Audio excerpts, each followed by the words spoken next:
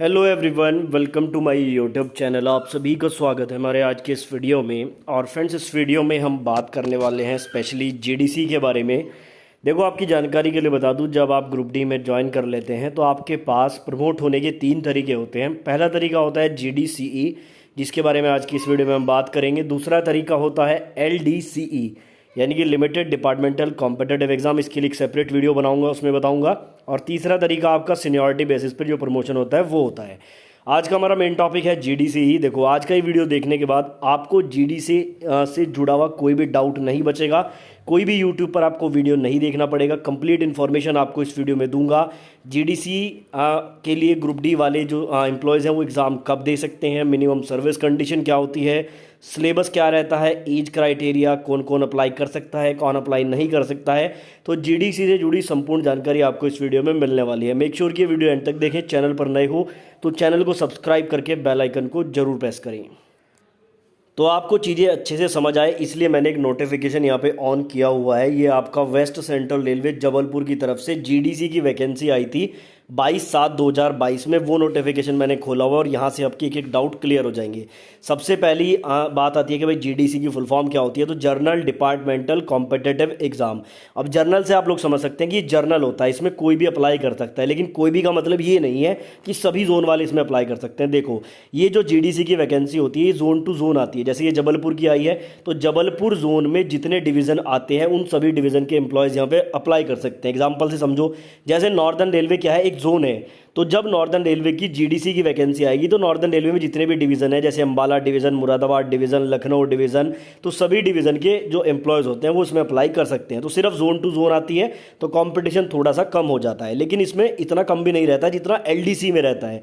ठीक है, लेकिन एलडीसी की बात यहाँ पे नहीं करेंगे, फिलहाल जीडीसी की बात करते हैं। तो मैंने आपको बता दिया है कि इसमें फॉर्म कैसे भरा जाता है। अब सबसे पहले इसमें क्या होता है कि जो वैकेंसी आई है, देखो जीडीसी में भी वैकेंसी ऐसी आती है कि जैसे एएलपी की वैकेंसी आ गई, स्टेशन मास्टर की वैकेंसी आ गई, इस तरह से वैकेंसी आती है। अब जैसे मान लो स्टेशन मास्टर की वैकेंसी आ गई तो स्टेशन मास्टर के लिए जो एजुकेशनल क्वालिफिकेशन है वो आपके पास होनी चाहिए। अगर मान लो कि यहाँ पे टेक्नीशियन की वैकेंसी आ गई तो आपके पास आईटीआई या फिर डिप्लोमा होना चाहिए। एएलपी की वैकेंसी आ गई तो भी आपके पास आईटीआई डिप्लोमा होना चाहिए, तब आप इसमें अप्लाई कर सकते हैं। तो जैसे स्टूडेंट कई बार ये पूछते हैं कि सर हायर क्वालिफिकेशन देने का फ़ायदा क्या होता है, तो वो ये फ़ायदा होता है, यहाँ पे काम आती है आपकी हायर क्वालिफिकेशन। ग्रुप डी में तो आप 10th बेसिस पे लग गए, लेकिन आगे प्रमोट कब होगे, जब जीडीसी का एग्जाम दोगे। एग्जाम कब दे सकते हो, जब आपके पास क्वालिफिकेशन होगी। ठीक है, अब चलिए यहाँ पे माइनर पॉइंट्स पे भी बात कर लेते हैं। सबसे पहले यहाँ पे वैकेंसी बिल्कुल उसी तरह से आती है जैसे ओपन मार्केट में आती है। कैटेगरी वाइज आपकी वैकेंसी आती है, जैसे देखो यूआर की अलग, एससी की अलग, एसटी की अलग, ओबीसी की अलग। ठीक है, मेडिकल स्टैंडर्ड सेम रहता है जो ओपन मार्केट में रहता है। अगर यहाँ पे एएलपी के लिए A1 रिक्वायर्ड है तो जीडीसी में भी एएलपी के लिए A1 ही रिक्वायर्ड होगा। ठीक है, मेडिकल में कोई रिलैक्सेशन नहीं मिलता है कि आप एम्प्लॉय हो तो आपको रिलैक्सेशन मिल जाएगा। इसी तरह से वैकेंसी आती है। अब बात कर लेते हैं कि भाई वैकेंसी कितनी आती है। देखो, मान लो कि रेलवे में किसी पोस्ट पर 1000 वैकेंसी खाली है, मान लो एएलपी की 1000 पोस्ट खाली हैं, तो इसमें से मिनिमम 25% जीडीसी के द्वारा भरी जा सकती हैं। यानी कि 250 पोस्ट पे जीडीसी की वैकेंसी आ सकती है जिसमें एम्प्लॉय अप्लाई कर सकते हैं। बाकी की जो वैकेंसी है 750 वो ओपन मार्केट के द्वारा निकाल दी जाती है। इस तरह से यहाँ पे क्राइटेरिया रहता है, लेकिन 50% से ज़्यादा जीडीसी में नहीं जा सकती है वैकेंसी, ये भी एक रूल होता है। ठीक है, तो इस तरह से वैकेंसी आती है। अब बात करते हैं, थोड़ा सा यहाँ पे देख लेते हैं इंपॉर्टेंट पॉइंट क्या बनता है, एग्जामिनेशन प्रोसेस क्या रहता है। तो देखो, यहाँ पे एग्जामिनेशन की स्टेजेस भी बताए गए हैं, वो मैं आपको समझा देता हूँ। यहाँ पर क्या होता है कि सबसे पहले एज की बात कर लेते हैं। देखो, एज में अच्छा खासा रिलैक्सेशन यहाँ पे मिल जाता है। यूआर कैटेगरी वालों को 18 साल से 42 साल तक का यहाँ पे अप्लाई करने का मौका मिलता है। ओबीसी वाले 45 साल तक अप्लाई कर सकते हैं। एससी एसटी वाले 47 साल तक अप्लाई कर सकते हैं, क्योंकि उन्हें 5 साल का रिलैक्सेशन एक्स्ट्रा मिल जाता है। ठीक है, तो एज में तो कोई दिक्कत नहीं है। बात करते हैं एजुकेशनल क्वालिफिकेशन की, तो मैंने आपको बताया है जिस तरह की पोस्ट होगी उसी तरह से क्वालिफिकेशन मांगी जाएगी। ठीक है, बात करते हैं रिजर्वेशन की, तो रिजर्वेशन यहाँ भी काम करता है। अगर बात करें नेगेटिव मार्किंग की, तो 1/3 की यहाँ पे नेगेटिव मार्किंग भी रहती है इस वाले एग्जाम में। ठीक है, रिक्रूटमेंट प्रोसेस की बात करूं तो देखो, यहाँ पे प्लस पॉइंट क्या है कि यहाँ पे आपका सिंगल स्टेज सीबीटी एग्जाम होता है, यानी कि एक ही एग्जाम होता है आपका। मान लो जैसे यहाँ पे मैं बात करूं एएलपी की, अब एएलपी में जो ओपन वैकेंसी होती है वहाँ पे पहले सीबीटी 1 होगा, फिर सीबीटी 2 होगा, उसके बाद आपका साइको टेस्ट होगा, तब जाके आप कहीं एएलपी बनेंगे।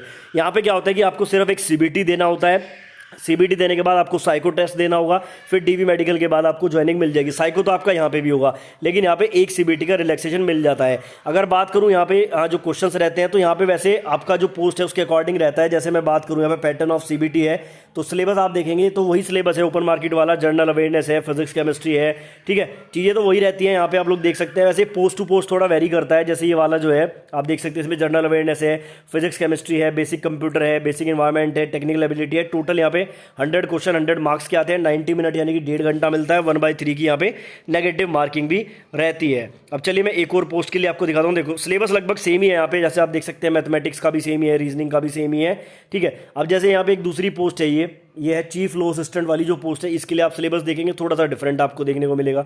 यहाँ पे professional ability, general awareness, reasoning, mathematics, science, 100 question 100 marks और 90 मिनट्स आपको मिल जाते हैं, ठीक है। तो सिलेबस लगभग सेम सा ही रहता है, इसमें सारे चैप्टर्स वही आते हैं आपके, लेकिन यहाँ पे जो लेवल होता है एग्जाम का वो ओपन मार्केट से थोड़ा सा ईजी रहता है, इतना डिफिकल्ट नहीं रहता है। सिलेक्शन यहाँ पे थोड़ा ईजी वे में हो जाता है। जैसे देखो ये तीसरी है, यहाँ पे ये स्टाफ नर्स के लिए है, तो स्टाफ नर्स के लिए 4 सब्जेक्ट आने हैं, 100 नंबर का ही पेपर है सारा, और यहाँ पे आपका जो है इस तरह से होता है।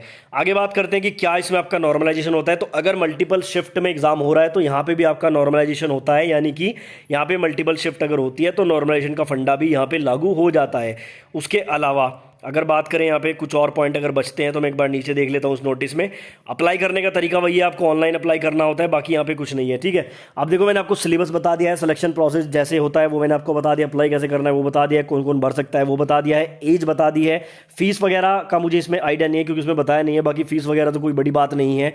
साथ ही यहाँ पर एक चीज़ हो रहा है कि भाई कौन कौन अप्लाई नहीं कर सकता है। तो देखो एक तो आप लोग सेम ग्रेड पे में, जैसे अगर आप लोग यहाँ पे नॉन सेफ्टी कैटेगरी में हो तो आप नॉन सेफ्टी कैटेगरी की पोस्ट पे अप्लाई नहीं कर सकते हैं, लेकिन नॉन सेफ्टी से आप सेफ्टी कैटेगरी पे अप्लाई कर सकते हैं। जैसे आप ग्रुप डी में हो, नॉन सेफ्टी पोस्ट पे हो, तो आप ग्रुप डी की ही सेफ्टी कैटेगरी पे अप्लाई कर सकते हैं जीडीसी में। अगर आप पोस्ट चेंज करना चाहते हैं तो उस तरीके से आपकी पोस्ट भी यहाँ पे चेंज हो सकती है। बाकी पीडब्ल्यूबीडी वालों को यहाँ पे मौका नहीं मिलता है। उसके अलावा यहाँ पे जितनी भी डिटेल्स थी मैंने आपको बता दी है। तो उम्मीद करता हूँ, वैसे तो मैंने सारी चीज़ें यहाँ पे कवर की है, फिर भी कुछ अगर मेरे से छूट गया हो तो आप कमेंट बॉक्स में पूछ सकते हैं। नेक्स्ट वीडियो में जब मैं एलडीसी की डिटेल्स दूंगा तो वहाँ पे आपके मैं क्वेश्चंस भी ले लूंगा। वीडियो पसंद आया तो वीडियो को लाइक और चैनल को सब्सक्राइब करें।